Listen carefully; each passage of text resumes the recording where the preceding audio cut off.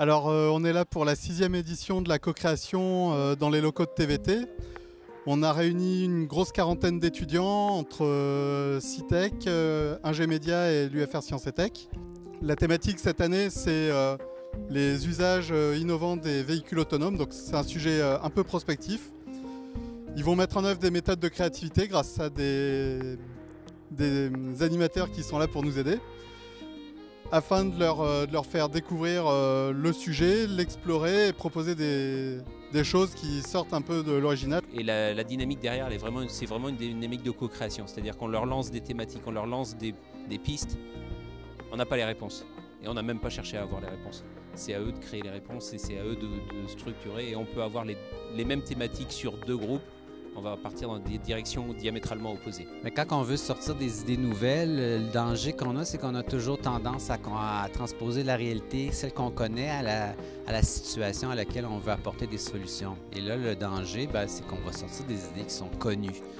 Un des principes en créativité, c'est ce qui s'appelle la connexion forcée.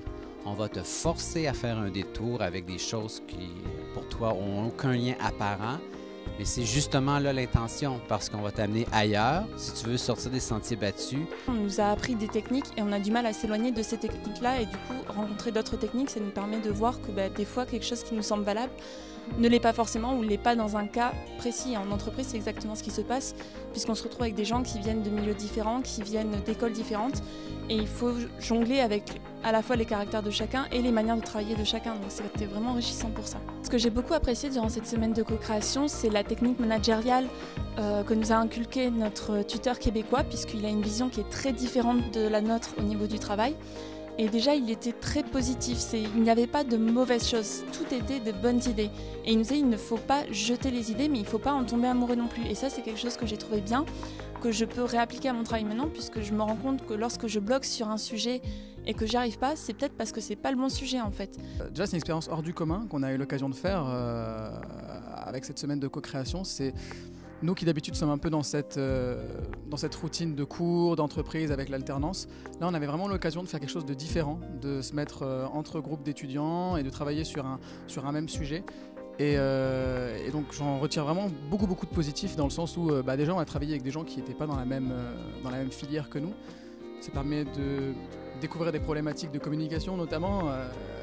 Le fait de discuter et de faire ce projet avec des personnes avec qui on n'a pas l'habitude de travailler, avec des personnes avec qui on n'a pas la même vision des choses, ça permet de se mettre un peu dans ce contexte d'entreprise où des personnes de même service vont travailler les uns avec les autres et se mettre dans un système d'écoute et un système d'acceptation d'idées qui ne seraient pas vraiment les nôtres fondamentalement.